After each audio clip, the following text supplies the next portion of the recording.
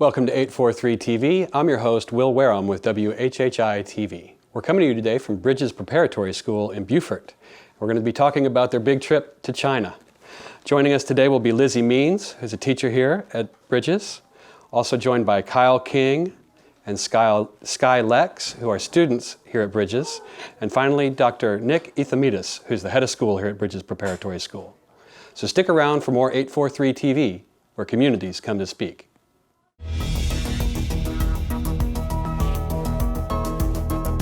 843 TV, where Bluffton comes to speak.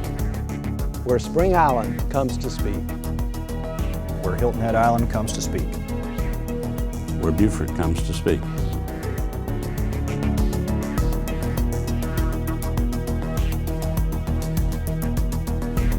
.843 TV, where communities come to speak.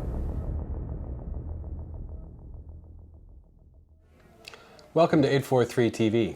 Today I'm joined by Lizzie Means, Kyle King, and Sky Lex, and we're at Bridges Preparatory School. Thanks for joining us, guys. Thanks for having us. So Lizzie, you're a teacher here? Yes. And Kyle and Sky, y'all are students, correct? Yes. And you just got back from a big trip, I understand. Where did y'all go? China. China. Beijing, China. Beijing, China. Lizzie, give us a little bit of an overview about the trip. How many people went? Where'd you go? Our head of school, Nick Ethamitis, was actually invited to speak at a conference in Beijing. And along with him, he was invited to bring a group of students and a teacher. And so it began as a group of 6 students and 1 adult. And then it quickly grew. And we ended up taking a total of 13 students, myself and 2 of my colleagues, Megan Craven and Michael Glaze. Okay. So we split our time between Beijing, China, and we also visited another city, Chongqing, where we got to visit Bashuan Middle School. Okay. And just real quickly, I mean, what was it like taking 13 teenagers halfway across the world?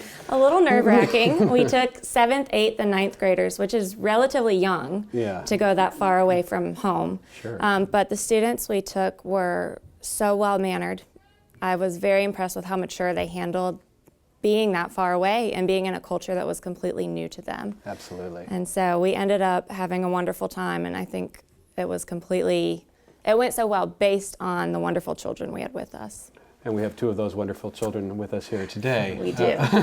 What grades are you here at Bridges? We're both freshmen. Okay, both freshmen. Yes. And why did you want to go to China?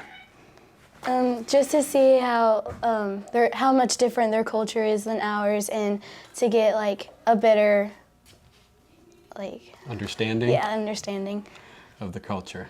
Yeah, I mean, and let's talk a little bit about that. I understand you had an opportunity to visit one of their schools. Yes. We did. And how does their school day, for example, compare Their to? school day is a lot different than ours.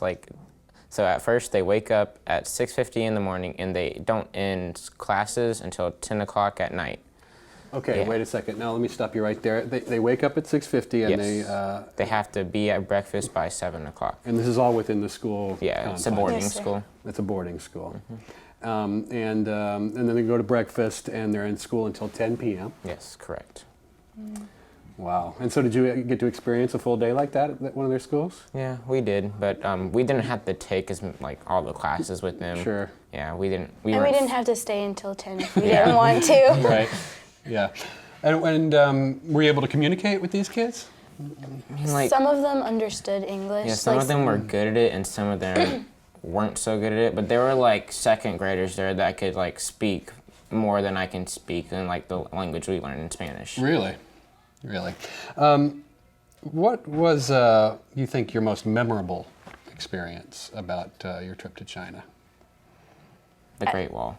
The Great Wall of China? Well, it was amazing. Yeah. It was pretty fun. I enjoyed going up to the top and just looking over, and you can see the little city below, and you can see because the Great Wall is so long, you can see the other parts of it. Mm-hmm. So it was nice seeing all the people on it. And How about you, Ms. Beans? Did you agree? The Great Wall was definitely one of my favorite experiences. Another place we went was called the Dazu rock carvings, and those were my personal favorite. They were carved into the stone over 800 years ago, and comparatively, the United States is a new country compared to China. Yeah. And we just don't have that kind of history here. And so it was fascinating to see something that was created by a civilization that existed 800 years ago and has been maintained for this many years. Now, something I have to ask is about the food. How did you find the food over there in China? So it was good. Yeah. It was good and all. It was good if you're not picky. Yeah. Like if you're not a picky eater and if you're like open to try stuff, then it was actually pretty good. Yeah. Which, it tasted all good, but like, because there was the people that invited us to go to China paid for all of our meals and stuff. So in advance they ordered, and a lot of the time it was the same thing. Okay. So we got the same food every single day, and then it kind of got a little old. Sure. It's a little different in China.